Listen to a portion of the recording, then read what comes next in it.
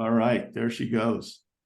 Scott Littlehale works with a team of Northern California Carpenters Union research analysts who add value to strategic decision-making by finding, organizing, and analyzing information that is essential to understanding the employment, workforce development, and wage dynamics of the construction industry and building trades occupations in California. He strives for rigor in research design and methodology and is passionate about advancing a practical agenda for shared prosperity. His areas of specialization are public policy research, construction industry market research, and labor standard settings and enforcement. He has a few things to add as well, but I'll turn it over to Scott. Hi, folks. Thank you for joining.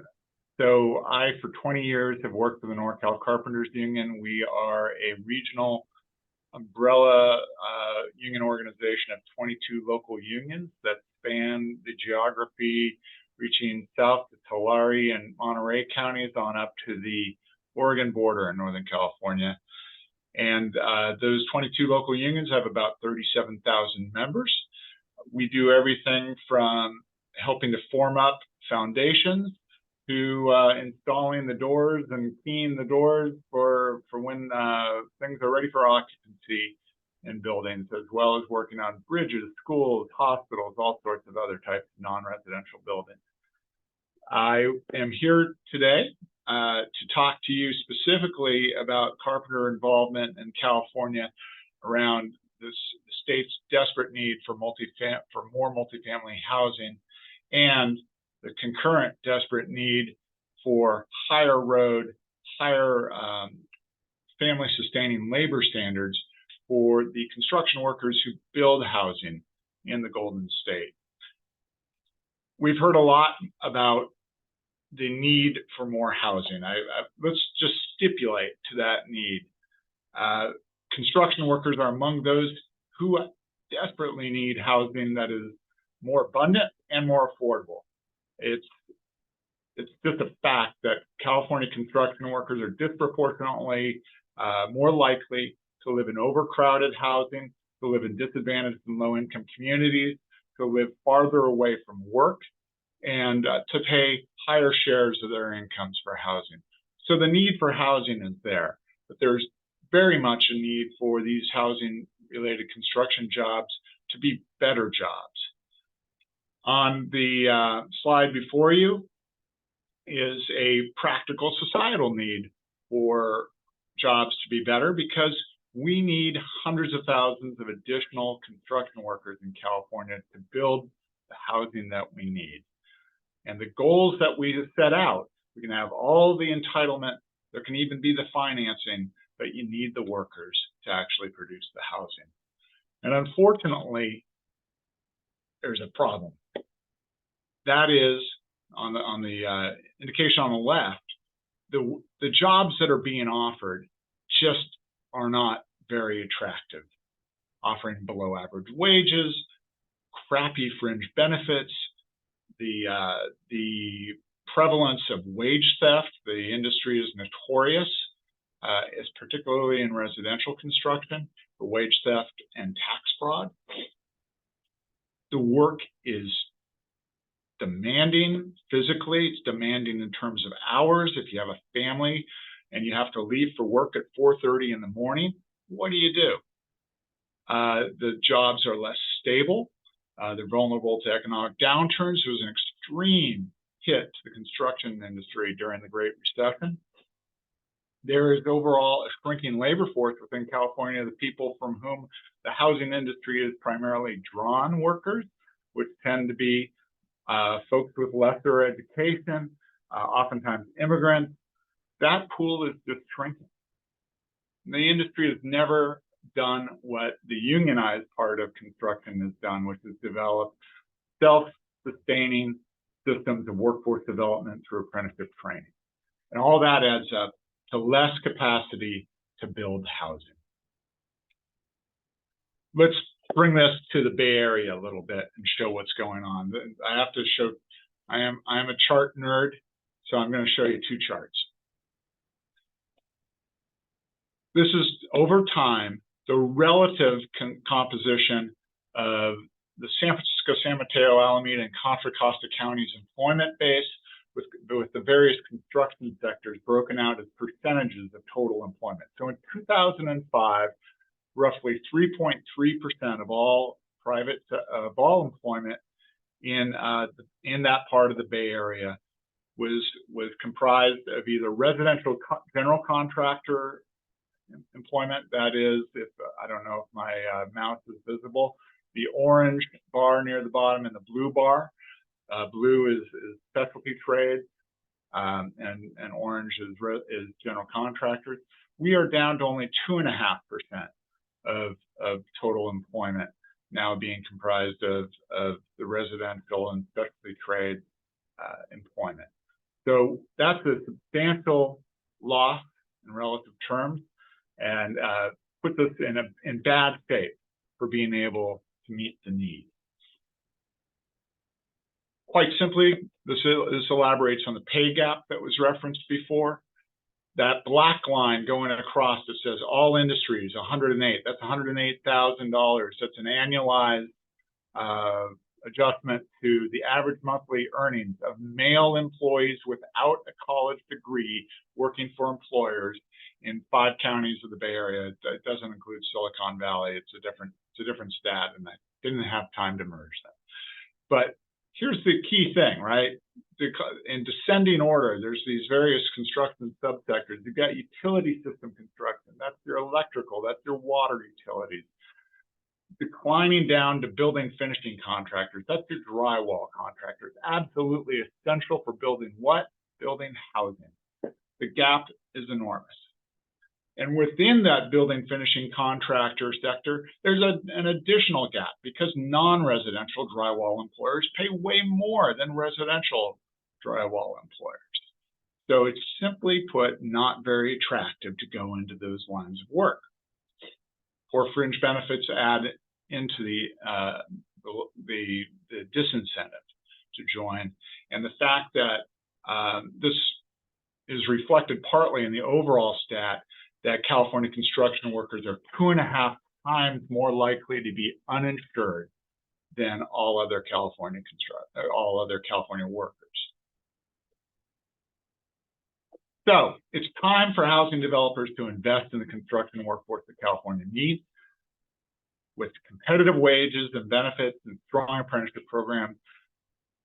But they're not going to do that by themselves. I have a 50-page paper. I can try to make that available. The link is currently broken, but if you email me, my email will be at the end. I can be happy to send you the paper that builds the argument for why there is a collective action problem and a market failure to do what needs to be done in this space. So who has the motivation and the power to advance solutions? Certain unions and certain public policymakers.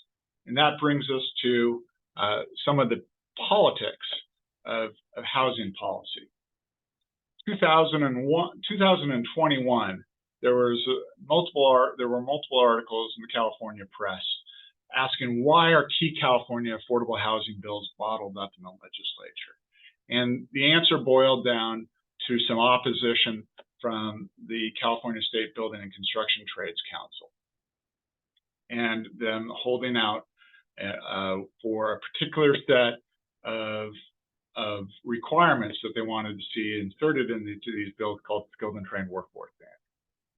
Fast forward to 2023 to a recent October LA Times article titled "How Carpenters Union Broke Logjam on New Housing Law."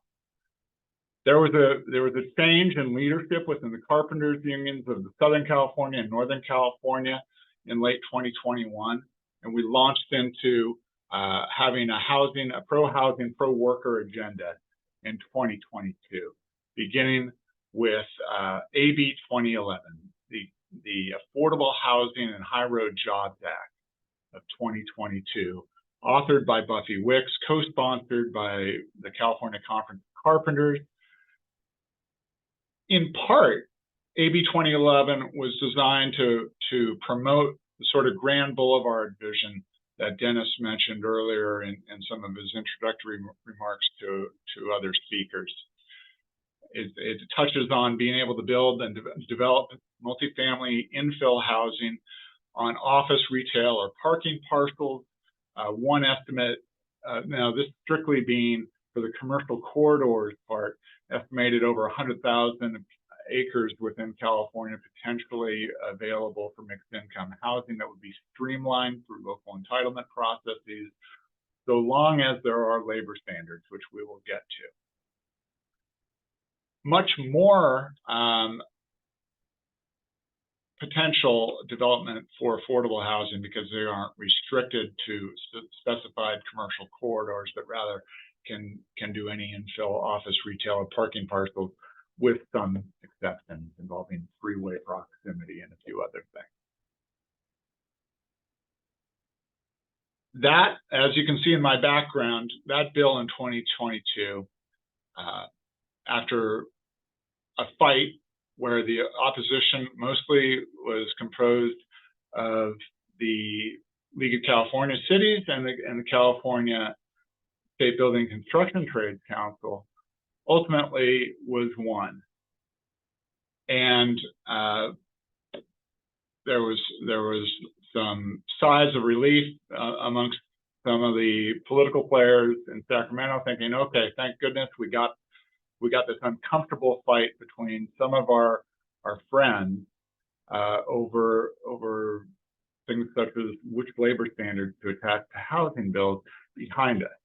Well, come 2023, we partnered with Senator Scott Wiener of San Francisco with two bills that he was the author of.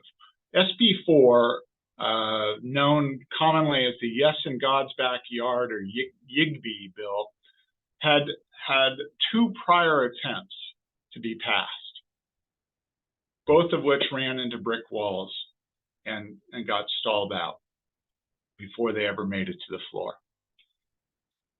Well, it was revived in 2023, sponsored by the Nonprofit Housing Association of Northern California, and we added on as a co-sponsor.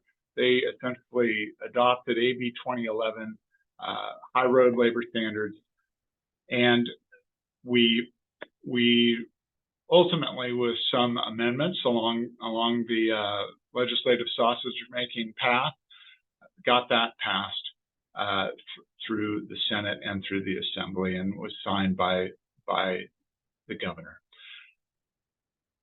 SB 423 is a housing streamline, and if I can briefly recap, and please pass your questions along. SB 4 would again streamline the local entitlement process and also open up some of the zoning possibilities for certain land that is owned by nonprofit faith institutions or nonprofit higher ed institutions. It is strictly for 100% affordable housing. SB 423 actually has its origins in 2017. Scott Wiener came into the legislature in his first year of his first term and was seen as kind of an outlier in the legislature on being really aggressive on being pro-housing.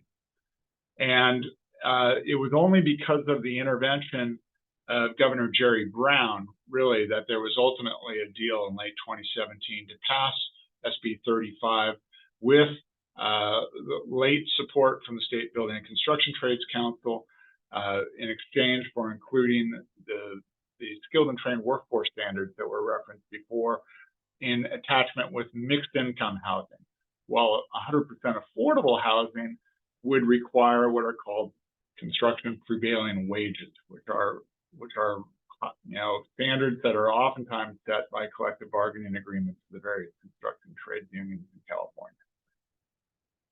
Over 4 years, 2018, 2019, 2020, and 2021, 18,000 units were entitled under SB 35.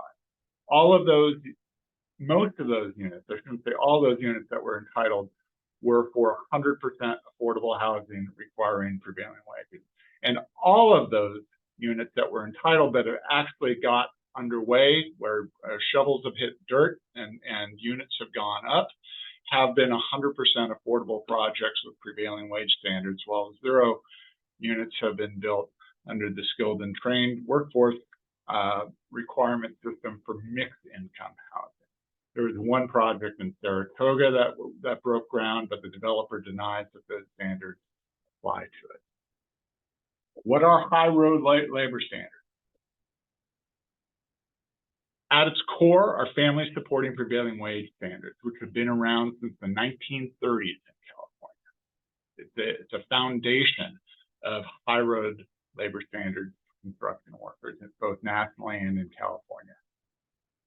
It also includes apprentice employment opportunities, where developers, contractors must offer employment to people who are registered apprentices. There are roughly 60,000 or so registered apprentices in the state of California. Carpenters account for a very large, significant plurality of those apprentices. It also involves employer payments for healthcare of the construction workers on the covered projects, on the streamlined projects, and their dependents, and it includes tools for compliance monitoring and enforcement. Skilled and trained workforce standards, on the other hand, require that 50% or so of contractors' employees have already completed apprenticeship, which is a bit of a cart before the horse issue, and for the housing sector. In other sectors where there's ample unionized construction workers and contractors, it is less of an issue. Well, what comes next? And to try to wrap up. In 2024, voters in California and voters in the Bay Area specifically are going to have the opportunity to try to say yes to more funding, to significant more funding for affordable housing. There will be a statewide $10 billion bond on the ballot in March. There will be a $10 to $20 billion 9 Bay Area County regional housing bond on the ballot in November. Policies will be written up, both in part in the ballot measure and then after, hopefully, passage of the ballot measure. Where the carpenters stand is again, for supporting more affordable homes built with high road labor standards. There are blind spots in public policy still, despite our victories in 2022 and 2023, where billions of dollars in tax credits, tax-exempt bonds, and low-interest public loans administered by the state of California or by local governments within California do not trigger these high road labor standards for construction workers. We want to address that. With that, I'm going to stop and welcome questions. And please note my email address if you would like to reach out, get any of our reports, or just pose a question to me. With that, shall I stop sharing? Sure. Yes, thanks, Scott. Yeah, we get to see your background more.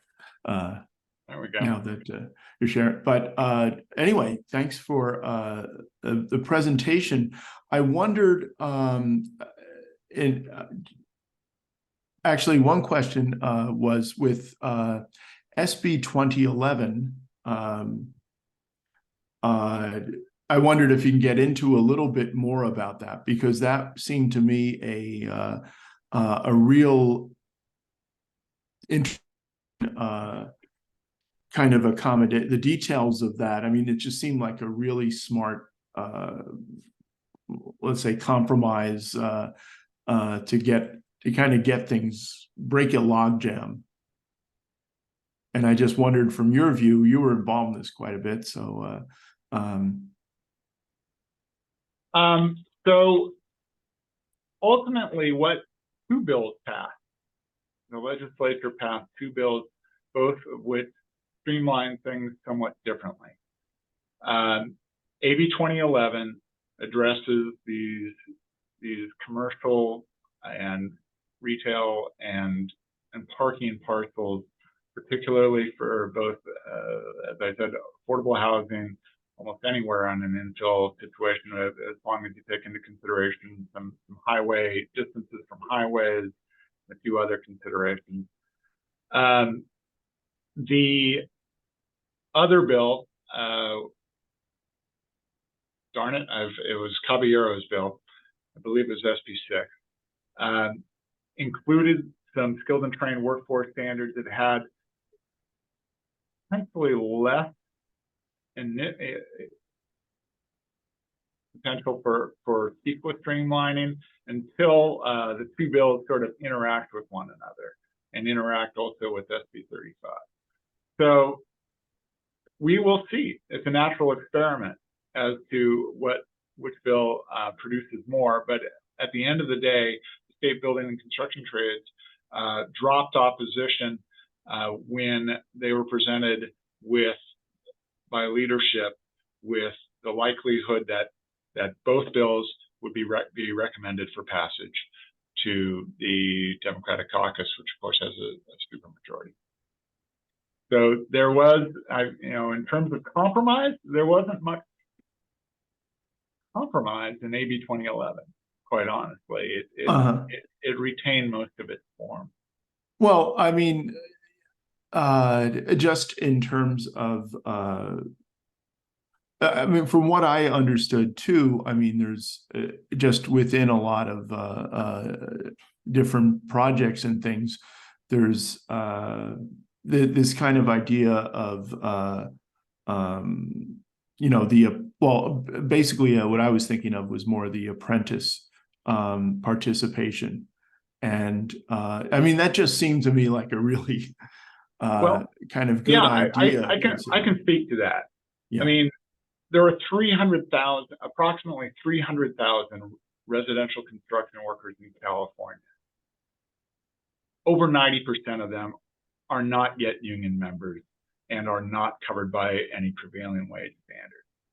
So in the opinion of the carpenters, what our standards based on are inclusive as opposed to exclusionary standards would offer the possibility of some of those non-union workers to have elevated labor standards, have the opportunity to be organized, to have the opportunity to become apprentices, rather than to have already somehow magically graduated apprenticeship, which, let's face it, 90% of already completed apprentice graduates are working on non-residential and heavy and highway types of projects, either in the private or in the public market for construction.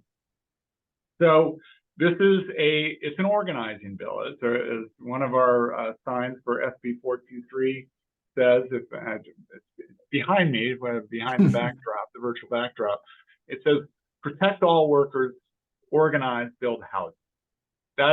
Those are the bumper sticker slogans that go into feel very strong, rigorous, and elevating labor.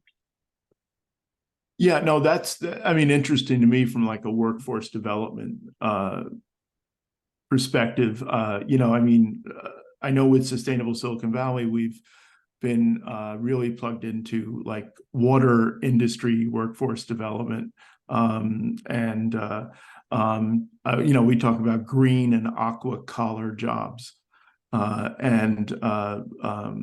Especially just with the water industry, especially the treatment plants and things. I mean, making the case that these are really, good, desirable jobs, and as well as certain sectors, in terms of the green energy jobs. And looks like you're going back to the slides. Yeah, I wanted to show something. Yeah, which is this top bar. The top bar in this is we have, as was heard in connection with sea level rise, we've been flat in relative terms in employment at least in the the western and eastern part of the Bay Area in terms of employment in our heavy and civil construction. We're going to need a lot more folks to do that, right? So there's going to be, we're going to be attempting to take in apprentices for building offshore wind facilities. We're going to be doing, other work to try to build the workforce for decarbonizing on sort of a utility scale. And there's just going to be tremendous opportunities, which again increases the requirement that if we want to build housing, that housing offer more attractive jobs to the people who tackle these very arduous, difficult, and skilled occupations. It certainly sets up a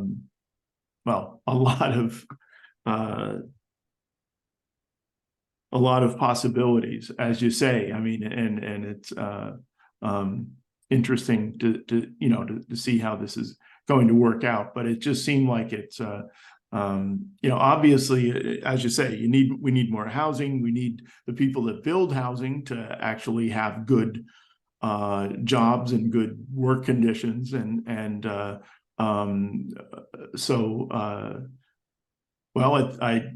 thank you for your good work, as to paraphrase the previous governor. Well, it's these alliances are relatively new. We're still trying to consolidate them. They are important at the state level. They're important at the regional level. They're important at the local level. And we have, as I said, 22 local unions. They are embedded within the communities that your audience, come from. And I invite you, next time you see a carpenter at a public meeting, introduce yourself. Talk about how things can be moved forward, not just on the state platform, but at the local and regional platform. Yeah, well, this is real eye-opening stuff. Just like we were talking about, traditional with the Bill McKibben stuff, the traditional environmental organizations, really didn't have much about housing. They were used to saying no. I think a lot of people, maybe have not grown up with a kind of a union construct, and so I think going forward, though, it's a very interesting. I think there's possibility for really good progressive coalitions, because there's a lot of work to do. Well, I appreciate it. We got a lot. There is a lot of work to do. The challenges are major, and it's going to take political effort as well as real effort on the ground and building the capacity to implement what gets legislated. So with that, I'm happy to allow you folks to move on to your next speaker. We're going to get close to being on time. Oh, that's awesome. Okay. We're going to skip the sponsor break, although I do want to recognize our sponsors. Well, you let me know. I'm happy if anyone has any last minute questions.